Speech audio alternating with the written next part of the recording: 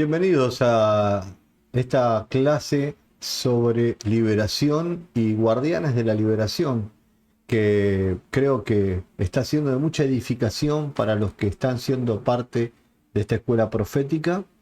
Tenemos eh, el tema que vamos a tocar hoy, tiene que ver qué significa la liberación en la vida cristiana. Vamos a estar ministrando principios importantísimos para comprender esta dimensión.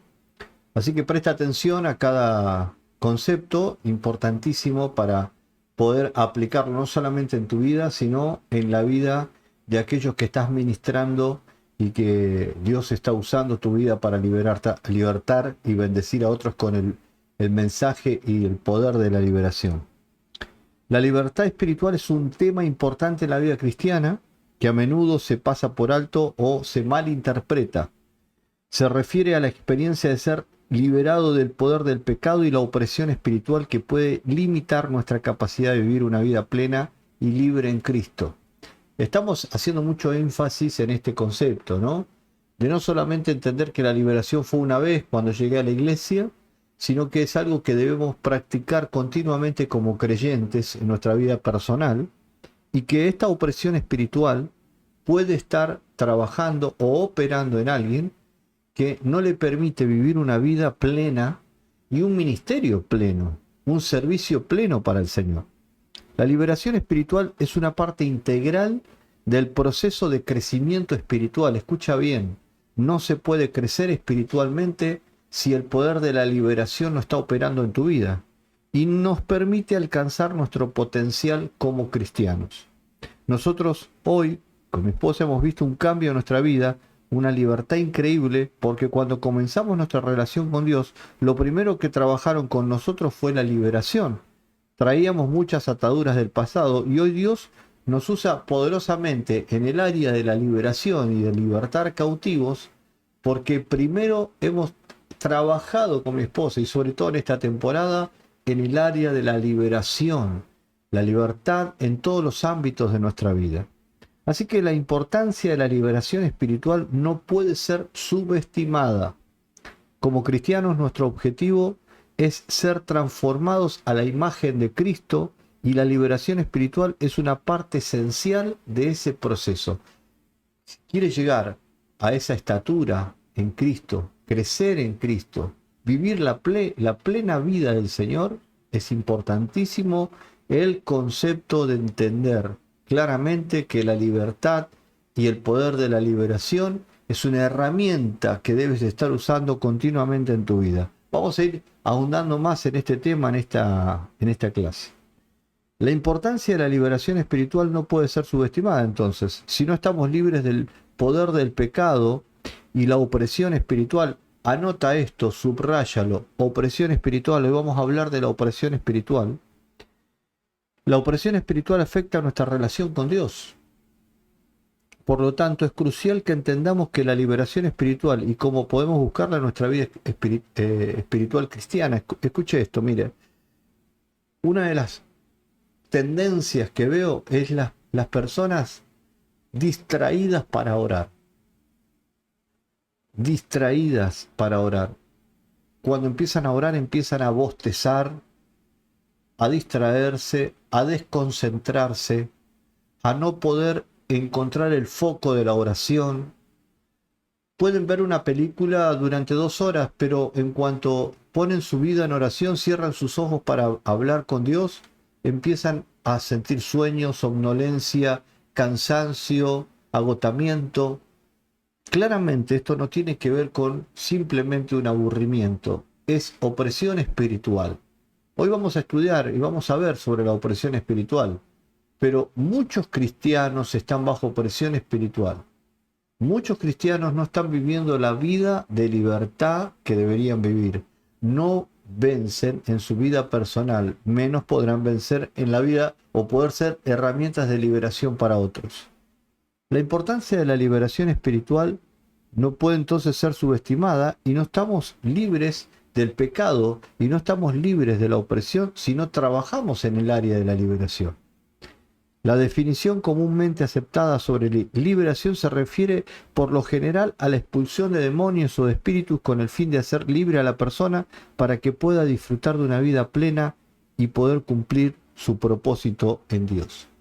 Entonces, antes de partir o continuar con este tema, es importante que entendamos lo que dice Efesios capítulo 6. Dice que nuestra guerra no es contra sangre, nuestra lucha no es contra sangre ni carne, porque lo que tenemos no es una guerra, sino una lucha, según el escritor de Efesios. Una guerra es un conflicto armado entre dos bandos donde la guerra está hablando de municiones o de ataques, pero no cuerpo a cuerpo, sino a través de elementos, quizás de armas, ¿no? Pero, ¿qué quiere decir lucha? La lucha es diferente a la guerra, porque la lucha tiene que ver con un cuerpo a cuerpo. ¿Estás entendiendo la diferencia? Cuando vos entras en liberación y guerra espiritual como concepto y aprendes de esto, entiendes que lo que vas a experimentar son luchas cuerpo a cuerpo. Vas a tener que entender que la lucha no va a ser lejana, sino cercana. Vas a tener el conflicto cerca. Es por eso que Pablo nos explica que no es contra sangre ni carne, sino contra espíritus. ¿Sí? Y si son espíritus, son inteligentes, tienen razón, voluntad, o sea, son seres sin cuerpo, son realidades espirituales, las cuales que nosotros tenemos que enfrentar con inteligencia y con autoridad espiritual. Así que, dicho todo esto, comprendemos que la liberación no es algo que se debe vivir una vez, sino que se vive continuamente. Es una continua batalla para que la opresión no entre dentro de nuestro espacio. Donde el enemigo entienda esto, Satanás no descansará ni un momento hasta que Cristo no regrese a establecer su reino, no descansará un momento en hacer o intentar hacer fracasar a su pueblo. Y lo hará continuamente, porque esa es su misión. Su misión es hacer fracasar a los creyentes, hacer fracasar la obra de Dios y la extensión del reino de Dios. No lo podrá lograr. Pero la Biblia nos enseña que muchos creyentes, a causa de la frialdad espiritual, fracasarán espiritualmente. Entonces, estamos entendiendo, creo yo, en esta clase, la importancia que tiene que la lucha que vamos a enfrentar no sea subestimada, sino que se le ponga la importancia, porque es muy importante que el creyente, el Hijo de Dios, interprete que esta guerra es real y que debe ser librada día a día, ¿sí? La importancia de la liberación para vivir una vida libre y plena. Tenemos que entender que durante años el enemigo ha puesto fortalezas mentales en nosotros, como por ejemplo, y fortalezas en la antigüedad, porque todos los elementos y las frases que se usan tanto en Gálatas como en Corinto como en Efesios, son, y que Pablo está continuamente hablando de guerra espiritual y de batalla espiritual. Cada vez que estamos leyendo estos textos bíblicos, Pablo hace referencia a elementos de la guerra o elementos de las batallas bélicas de aquella época. Y una de las formas de las guerras de esa época era enfrentar los muros o las murallas que los reinos usaban para protegerse del enemigo. Y cada muralla estaba con una piedra, ¿sí? Con un ladrillo que usaban para levantar esas murallas. Cada piedra representaba parte de esa fortaleza. Y Pablo dice que esos son los argumentos de nuestra mente, fortalezas, ¿sí?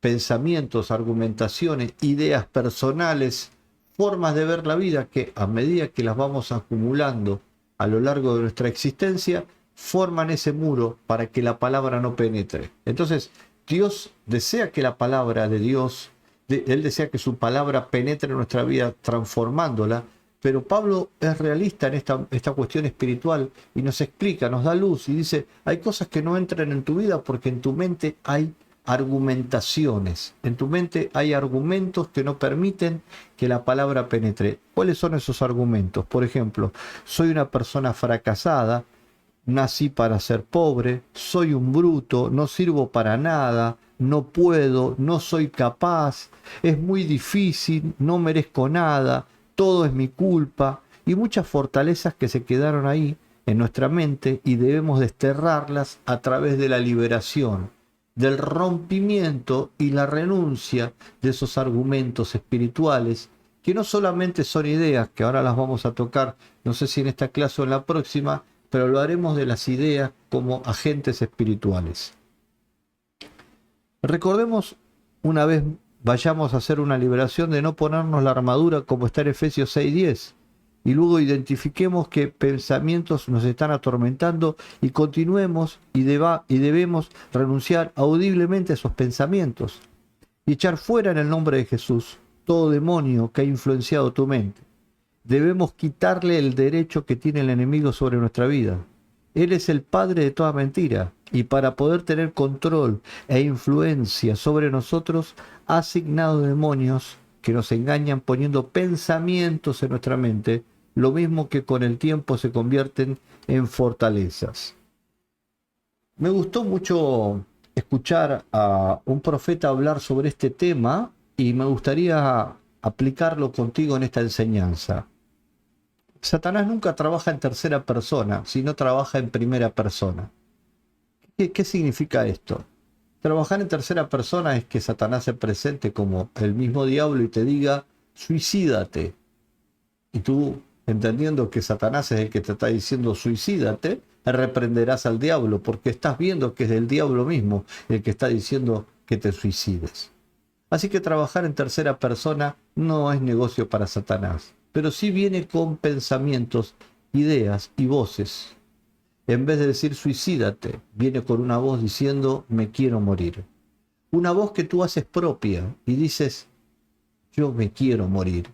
Y entiendes y razonas que es tu voz, pero es una voz que se infiltró, un pensamiento de las tinieblas incrustado para luego formar un argumento.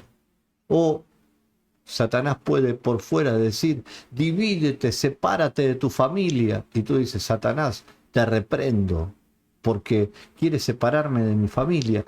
Pero si la voz en primera persona trabajara, no soporto más a nadie, me quiero separar, quiero estar solo. Esa palabra empieza a argumentarse en tu mente, trabajar en tus sentimientos y formar una fortaleza. ¿Estás viendo la enseñanza? Trabajar en tercera persona no es negocio de Satanás. Él trabaja en primera persona, poniendo ideas que luego las haces propias y terminan siendo argumentaciones. Es por eso que es tan importante entender que en la guerra espiritual la liberación no es un asunto simplemente de te echo fuera diablo. No, es una arquitectura espiritual, es una estrategia de guerra y es comprender que Satanás no trabaja solamente con una opresión externa, sino con elementos internos que los hace en forma de idea. Para continuar con esta idea, con este pensamiento, debemos decir que las palabras son espíritu. Las palabras son espíritu y los pensamientos son espíritu. Las palabras que se sueltan son espíritu, son vida, y terminan siendo argumentaciones con vida. El capítulo 5 y 6 de Génesis nos muestra cuando en la etapa de la rebelión de los hombres, después de Noé, nos muestra cómo Nimrod levanta una torre que quiere llegar al cielo y se quería poner un nombre y dividirse de Dios. Y dice que Dios dijo, el pensamiento de ellos es uno y no cesarán hasta lograr el objetivo. Así que fíjese conmigo que Dios está mirando, oh santo el nombre del Señor, esto es muy poderoso. Dios está mirando el pensamiento de los hombres como una idea espiritual, como algo tangible. Jesús también dice, un hombre no adultera cuando se acuesta con otra mujer, sino cuando piensa en otra mujer, cuando ve a otra mujer. De hecho, dentro de los mandamientos del Decálogo, no desear a la mujer del prójimo, está dentro de un pensamiento como una idea. Entonces, para Dios las ideas son una realidad. tan tangible como lo que vemos en este estudio.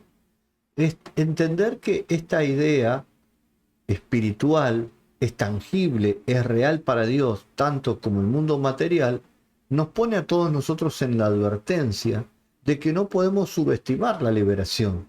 La liberación debe ser tomada muy en serio y la vida libre en Cristo, como guardianes de nuestra liberación, debe ser tomada muy en serio como ministros del Evangelio.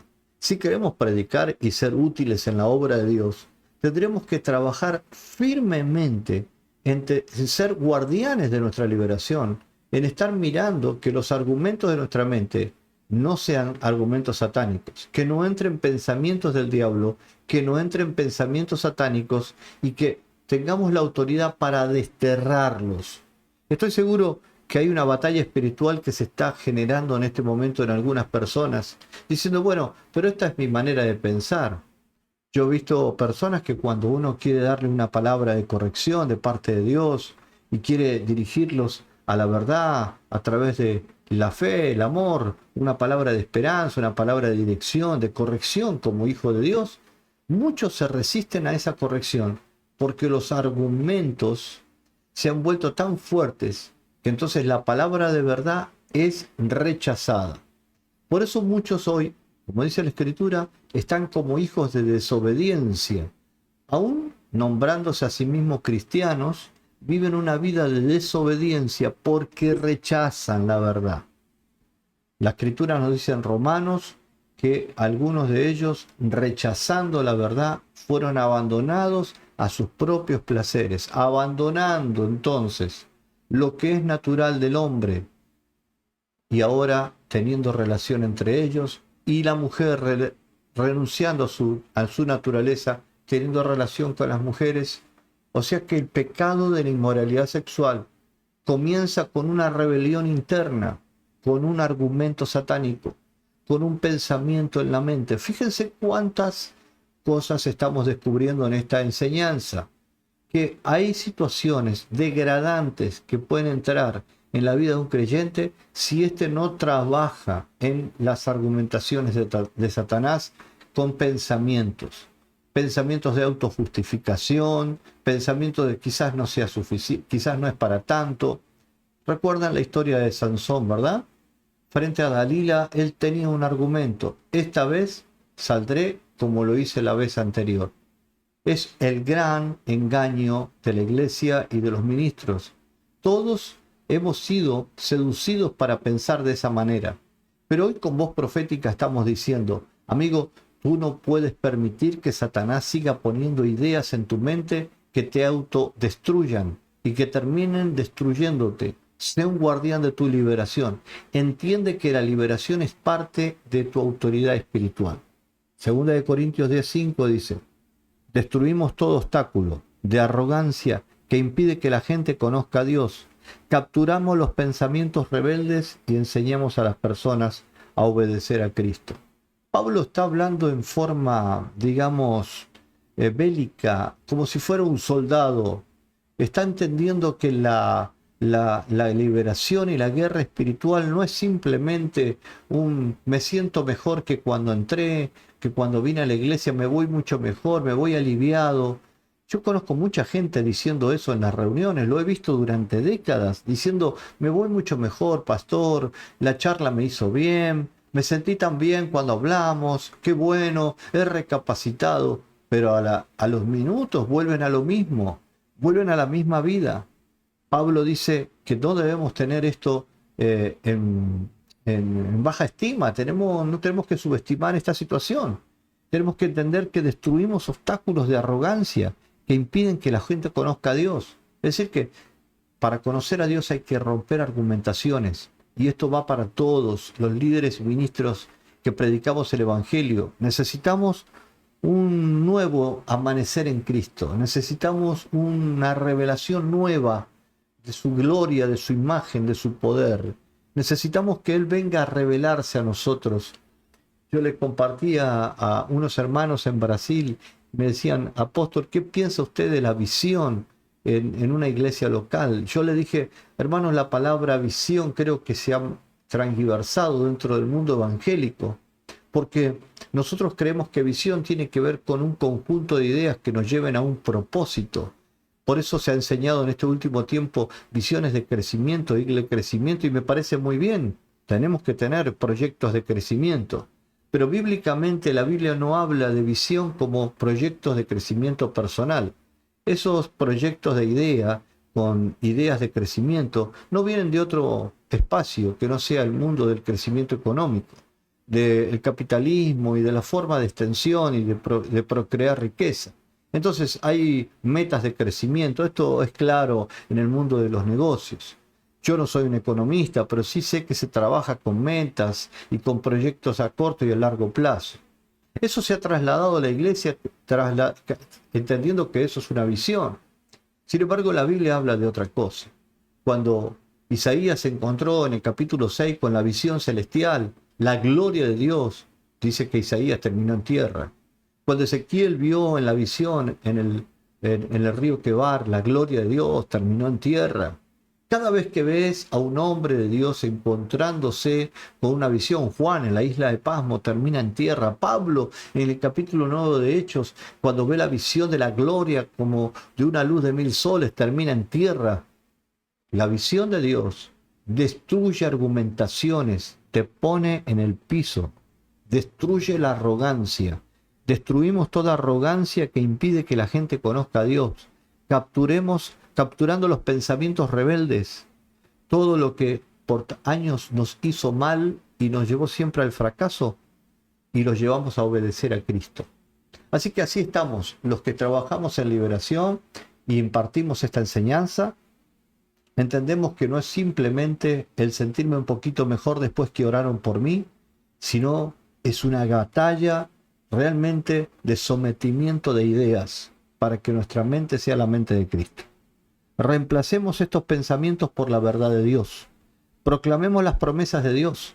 El Señor nos va a dar versículos para confesar de manera específica sobre esas mentiras que hemos creído. Por ejemplo, si vienen esos pensamientos de no soy capaz, no puedo, vamos a confesar todo lo puedo en Cristo que me fortalece. Filipenses 4:13. Y Juan 8:32 dice, y conoceréis la verdad y la verdad os hará libre. En este caso, nosotros tenemos que dar fehaciente enseñanza sobre esto, de que no existe la liberación si no hay exposición de la verdad. La verdad libera. A mayor verdad, mayor liberación. A mayor ignorancia, mayor esclavitud. Renunciemos a esos espíritus de engaño y mentira, el bloqueo mental, el caos, la confusión, la preocupación constante, espíritus de temor, de tristeza, de depresión, de autocomiseración, a la pasividad, a la soledad, pensamientos de suicidio, y reemplacémoslo por la palabra de Dios. Ayer estábamos dando un discipulado a nuevos creyentes y les explicamos el amor por la palabra de Dios. Aquel que quiere ser un hijo de Dios y quiere caminar con Cristo, aquel que quiere servir en el territorio de libertar a cautivos y bendecir a las personas, debe reconocer que sin la palabra de Dios no lo podrá hacer. Hoy lamentablemente vivimos una generación que, simplemente se alimenta de predicaciones y de lo que lee en YouTube, y no está mal que podamos alimentarnos de algunos predicadores que nos bendicen. De hecho, nosotros estamos en las redes sociales bendiciendo a nuestros amigos, pero instamos, amigos, a que tengamos una vida de oración y de lectura de la palabra de Dios. Esto hace que el creyente se fortalezca, sea robusto espiritualmente y ninguna mentira del diablo entre en su mente. Leer la palabra de Dios, en ella encontraremos continuamente los elementos espirituales para orar mejor. Hay personas que no saben orar porque no tienen conexión con la palabra. La palabra de Dios te dará dirección para orar, para interceder correctamente. Por eso que estamos insistiendo que no debemos subestimar los pensamientos que Satanás pone como argumentaciones para que tú puedas vivir una vida de fracaso y de derrota y no efectiva en el reino de Dios. Número 2, reconociendo la necesidad de la liberación espiritual. Lo hemos dicho al principio de la clase, hemos hablado sobre el grito, recuerdas la clase pasada, la necesidad de reconocimiento, no puedo estar atado, no puedo vivir en opresión, pero vamos a insistir en que debe haber un reconocimiento de esta necesidad de liberación. Por eso, a mayor disposición, mayor liberación. A menor disposición, menos liberación. Por eso hay muchas personas que no se están disponiendo a la liberación. Y debemos enseñar a las personas que conocen a Cristo o van a conocer a Cristo que necesitan ser libres por el poder de Jesucristo. Cuando este mensaje es soltado con esta autoridad, las personas que lo escuchan entonces son confrontadas con una verdad que deben aceptar o rechazar. ¿Quiero ser libre o no quiero ser libre? Esto es algo que el Señor mismo preguntaba. ¿Qué quieres que yo te haga? Esta pregunta pone al oyente en una decisión y tiene que tomar la decisión, sí o no. Esto es claro. Antes de buscar la liberación espiritual es importante reconocer la necesidad de ella en nuestra vida.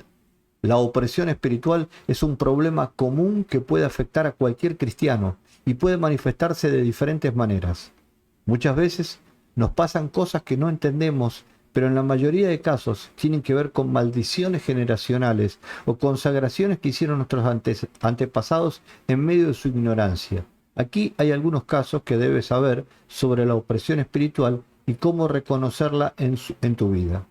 Primero, ¿qué es la opresión espiritual? Salmo 103:6. El Señor hace justicia y defiende a todos los oprimidos. Alguien reciba esta palabra porque Dios no permitirá opresión ni en tu casa, ni en tu familia, ni en tu economía, ni en tu ministerio.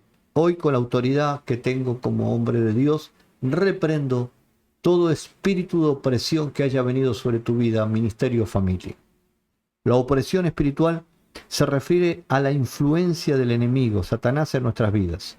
El enemigo puede utilizar diferentes medios para oprimir, tales como tentaciones, pensamientos, emociones negativas, malos hábitos, enfermedades, problemas financieros, insomnio, tormento, etc. Si permitimos que estas influencias negativas se arraiguen en nuestras vidas, pueden llevarnos a vivir en angustia, ansiedad y nos alejen de la presencia del Espíritu Santo. Ninguna situación de las que hemos descrito recién puede manipular tu corazón. No podemos vivir de las circunstancias porque ellas continuamente estarán frente a nosotros. Jesús dijo, en el mundo tendréis aflicciones, pero no temáis, yo vencí al mundo, dando a entender que las aflicciones son parte de esta generación o de lo que vivamos en esta tierra mientras caminemos por ella. Pero el Señor nos explica, nos enseña, nos asegura que venceremos. Es por eso que es tan importante declarar que Dios está para defendernos de toda opresión, como lo dice el Salmo 103, versículo 6. Vamos a seguir viendo síntomas comunes de la opresión espiritual. Los síntomas de la opresión espiritual pueden variar de persona a persona, pero algunas de las más comunes son sentimiento de tristeza o desesperanza. O sea, sentís que no hay futuro. Falta de paz y de alegría. Esto es muy interesante porque cuando una persona está bajo presión, lo primero que vos vas a notar es que esa persona no está feliz. Nada lo llena, nada lo completa. Dificultad para orar y leer la Biblia. La persona que está bajo presión no puede orar, no puede leer la palabra de Dios porque o entra en un aburrimiento o siente que no es para él o dice quizás no soy de mucho orar, no soy de mucho leer. Resulta que es una mentira, es un argumento que hay que romper. Dificultad para relacionarse con Dios y con los demás. La opresión genera dos cosas: aislamiento con Dios y aislamiento con las personas. Tendencias adictivas. La palabra adicción significa de no decir, es decir, adicción a la comida, adicción al sexo, adicción a las drogas, adicción al alcohol, adicción al trabajo. Hay gente que es adicta al trabajo. El no decir, si yo no lo hago, no me siento completo. Y recuerdo a ciertas personas que me decían, pastor, si yo no predico en un púlpito, siento que no estoy vivo. Quiero decirte algo, mi amigo, nosotros no estamos vivos si no estamos en la presencia de Dios. Predicar en un escenario es una oportunidad que nos da Dios de muchas de poder servirle, pero no estamos vivos por predicar en un escenario. Estamos vivos porque estamos en la presencia de Dios. No podemos poner nuestras tendencias dentro y necesidades emocionales como una prioridad para ser felices. Somos llenos de la presencia de Dios y entonces todo en nosotros es felicidad, paz, armonía, dirección. Así que otra característica son las tendencias adictivas, otra es la ansiedad y el miedo. Esto es muy conocido en este tiempo porque creo que es una de las enfermedades comunes que hay en nuestra sociedad moderna y sobre todo occidental. Enfermedades crónicas sin causa física aparente, manchas en la piel, problemas en los huesos, dolores en la espalda, ¿cómo se llama? Dolores en la cabeza, migrañas, problemas estomacales, y van al médico y no encuentran nada. Dicen, este tipo está enfermo, no está enfermo, está sano, usted no tiene nada. Conozco personas que han adoptado enfermedades psicosomáticamente. Claramente las opresiones espirituales generan ideas de enfermedad y muerte prematura. Así que te estoy dando una variedad de lo que sucede en la vida cuando esta persona da lugar a la opresión espiritual. Entonces, viendo todo esto, ¿cómo saber si necesitas liberación espiritual? Si estás experimentando alguno de estos síntomas o si la persona que estás ministrando tiene alguno de estos síntomas, puede ser que necesite liberación espiritual. Sin embargo, es importante señalar que no todos los problemas espirituales requieren liberación espiritual. Y esto hay que tomarlo con bastante detalle. Pongamos nuestros pies en lugar santo, como dicen algunos escritores, porque vamos a entrar en territorio donde hay que separar. Por eso es necesario buscar la guía de un líder espiritual, de confianza, maduro espiritual, y que pueda ayudarte a discernir si necesitas o no liberación. Es importante no ignorar los síntomas y buscar ayuda para experimentar la libertad que Cristo nos ofrece. Como ministerio, Dios nos ha dado las herramientas para trabajar en liberación. Si necesitas ayuda, puedes conectarte con nosotros y puedes llamarnos. Estaremos para servirte y creemos que podemos mentorearte en la liberación. Así que no te sientas solo. Si en algún momento sientes que algún área de tu vida no puedes, sabes que puedes contar con nosotros. Número 3. Entendiendo la liberación espiritual. Ahora que hemos reconocido la necesidad de la liberación espiritual, es importante entender qué es y cómo funciona en la vida cristiana. Aquí hay algunas cosas que debes saber. ¿Qué dice la Biblia sobre la libertad espiritual? La liberación espiritual es un tema que se aborda en varios pasajes de la Biblia. Por ejemplo, Lucas 4:18. Jesús proclama que Él ha venido a predicar la libertad a los cautivos. El Espíritu del Señor está sobre mí para libertar cautivos. Recuerden que lo hemos estado anunciando como una profecía cumplida de Isaías 61. Segunda de Corintios 3:17, ahora viene el Señor. El Señor es el Espíritu, y donde está el Espíritu del Señor, allí hay libertad. Así que donde está la presencia de Dios, hay libertad. Santiago 4:7, así que sométanse a Dios, resistid al diablo, y el diablo huirá de ustedes. Santiago 4:7 es un texto bíblico maravilloso, porque dice que si resistimos al diablo, el diablo huirá. Resistencia significa lucha, cuerpo a cuerpo, resistencia, pero la resistencia para que el diablo huya tiene algo previo, tiene que ver con una previa situación, someterse a Dios. ¿Se dan cuenta? Si la opresión insiste para que tu vida de oración y espiritual sea baja, entonces no podrás resistir al diablo, no podrás vencer en las batallas, y no podrás vencer ni podrás ser herramienta de liberación para otros, porque la liberación tiene que ver con una vida que primeramente se sometió a Dios. Diferencias entre liberación espiritual y terapia psicológica. Vamos a verla juntos a esta porque es importante que la puedas entender. Es importante distinguir entre la liberación espiritual y la terapia psicológica. La terapia psicológica se enfoca en ayudar a las personas a lidiar con problemas emocionales, mentales, utilizando técnicas y estrategias basadas en la ciencia. La liberación espiritual, por otro lado, se enfoca en libertar a las personas del poder del pecado y la opresión espiritual utilizando la autoridad de Cristo y la palabra de Dios.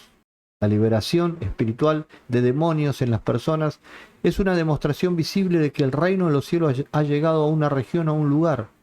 Punto acá, punto aquí, subraya esto. Si hay liberación, si las vidas son libres, el reino llegó. Aleluya. Si el reino de Dios llegó, hay liberación. Si hay liberación, el reino de Dios llegó. No existe una palabra de el reino llegó y todos seguimos bajo ataduras espirituales, con pecados ocultos. Está hoy plagado de templos y de iglesias que se llenan de personas atadas, que un domingo celebran y cantan y viven una vida totalmente lejos de Dios durante 6 días. Eso habla de que el reino no llegó, lo que llegó es la religión. Hay muchos ministerios que no creen en la liberación espiritual, por lo tanto no existe la liberación de demonios en medio de ellos. Lo triste es que si no existe la liberación espiritual de demonios es porque no están predicando el reino de Dios. Por eso es tan importante que un ministerio profético pueda desarrollar la liberación espiritual. Trabajemos en la liberación espiritual, sepamos que la liberación es parte de nuestra tarea. Y si hay algún ministro que me está escuchando y siente que está agotado, está cansado de pelear espiritualmente, vuelva a la presencia de Dios a recobrar fuerzas. Él es el que renueva las fuerzas del cansado. Así que no permitas que Satanás siga poniendo argumentaciones de desgano o de naturalización de las situaciones. No vivimos una vida material solamente. Hay una vida espiritual que se termina reflejando en la vida material. ¿Cuál era el ministerio de Jesús? El ministerio de Jesús, donde quiera que él iba, el Señor desplegaba 4 aspectos principales. Predicaba, enseñaba, sanaba y echaba fuera demonios. Característica importante esta de echar fuera demonios, porque predicar, enseñar y sanar se ve en el Antiguo Testamento en muchas ocasiones, pero libertar demonios no se ve en ninguna ocasión. Solo cuando Jesús aparece se ve esta cuarta opción de libertar demonios. Recorría Jesús todo Galilea, enseñando en las sinagogas de ellos, predicando el evangelio del reino y sanando toda enfermedad y toda dolencia en el pueblo. Se difundió su fama por todo Siria y le trajeron todos los que tenían dolencias, los afligidos por diversas enfermedades y tormentos, los demonios lunáticos y paralíticos, y los sanó. Fíjense el poder libertador de Cristo moviéndose. En Mateo 4, 23 al 24, Jesús recorría todo Galilea enseñando en las sinagogas, anunciando las buenas noticias del reino y sanando toda enfermedad y dolencia en la gente. Su fama se extendió por toda Siria y le llevaban todos los que padecían de diversas enfermedades, los que sufrían dolores graves, los endemoniados, los epilépticos y los paralíticos, y los sanaba. Marcos 1:39, y predicaba en la sinagoga de ellos y echaba fuera demonios. A través de los evangelios vemos que Jesús hace 4 cosas: predicar, enseñar y sanar enfermos y echar demonios.